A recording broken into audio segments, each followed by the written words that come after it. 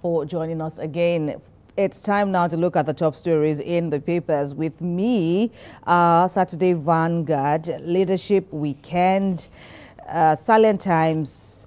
I also have Blueprint, Saturday Independent, and the Weekend Trust. Emmanuel, what do you have? All right, I have here with me the Nation newspaper, The Punch, and also Platform Times, The Guardian Weekend, and lastly, The Pointer. Very interesting stories there. Absolutely. On the front page of the dailies. Right, and we check out Saturday Vanguard now. The lead story reads, Why our security cannot track kidnappers. That's from an investigation. Details are all there for you to read up on. Well, opposition said to be in disarray, proposed coalition against Tinubu, APC threatened, and this is, well, according to the Vanguard, ahead of the next general election due in 2027. Family grants Onyeka Onwenu's request buries her quietly in Lagos. Oil theft reduces Nigeria's output by 27.4% to 1.4 million barrels per day in 10 years. All these and more on Saturday Vanguard. All right, here we have the Nation newspaper. The big story here is about Boko Haram invades Yobe School, shoots student dead. Quite pathetic there. Storms college on 10 motorcycles. And soldiers killed 9 terrorists in Kaduna shootout. And more stories, Governor Oti Obi, others pay last respect as Onyeka Onwenu goes home. A 9-day ordeal in Kidnappers' den by rescued medical students, and how we were consigned to jail in China without trial. Let's quickly move on to the masthead now. NNPC seeks private firms to operate Warri Kaduna refineries. And a big one here, Super Eagles coach, that's the new coach, quits after 4 days. Page 31 of the Nation newspaper. Leadership Weekend says workers to wait long for new minimum wage payment as most states yet to set up implementation committees. Labor awaiting consequential adjustment templates as federal workers cry out give FG September deadline. There's a picture story of a family in southern Gaza Strip after Israeli forces withdrew from the area on Friday. That's captured on the leadership on this paper. Gunmen invade Abuja community, kill man, abduct wife, children. Terrorists reportedly kill 3 students, injure 1 in Yobe Shiite school. Large-scale farms abandoned as insecurity escalates in the north. Also, 7 missing, 89 houses washed away in Niger flood. Leadership Weekend there.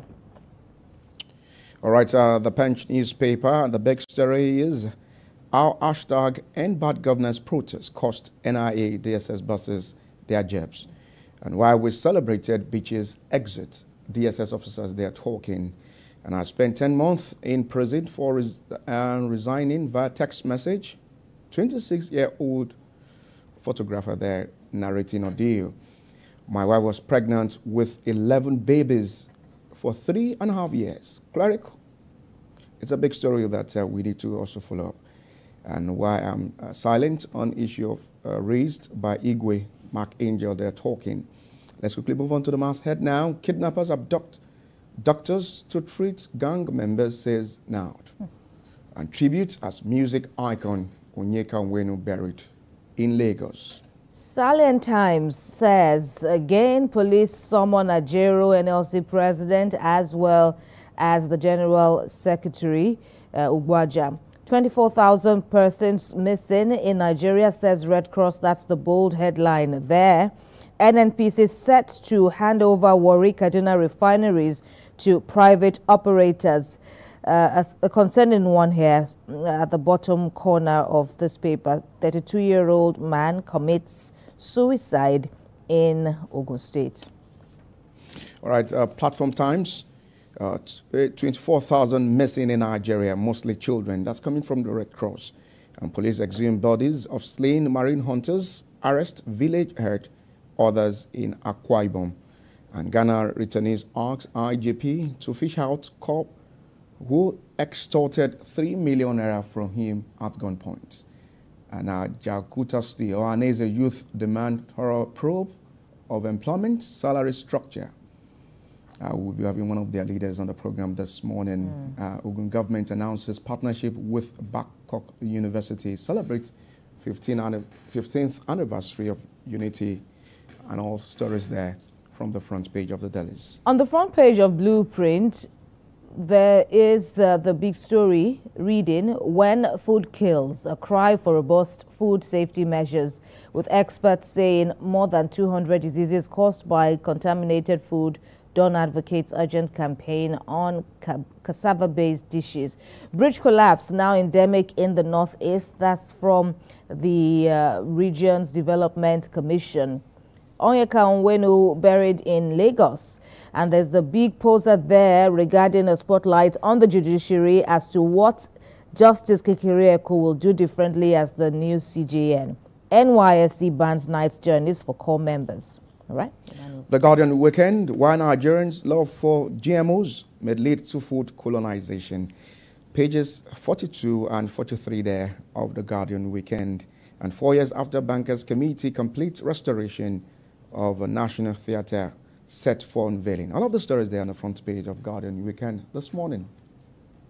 On Saturday Independent, it's still, this talk about the 2027 polls. There's a question there posed to the main opposition party, the PDP, as to whether it can survive the heat of internal crisis. Members speaking on the squabbles in the party saying it's hurting its fortunes. And Osadolo, a deputy youth leader, is quoted as saying the party has a robust system to surmount odds.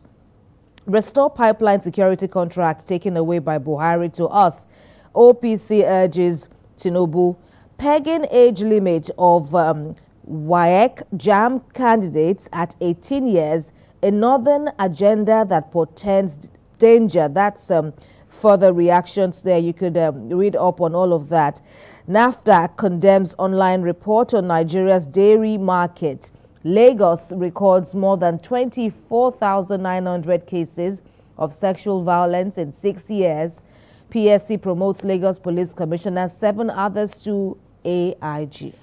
The pointer from N here is about Ajero's questioning a political ploy or legitimate investigation. Big story there from the pointer this morning. Indigents chase herdsmen from community farms in Delta. Bandits kill man, abduct wife, children in FCT.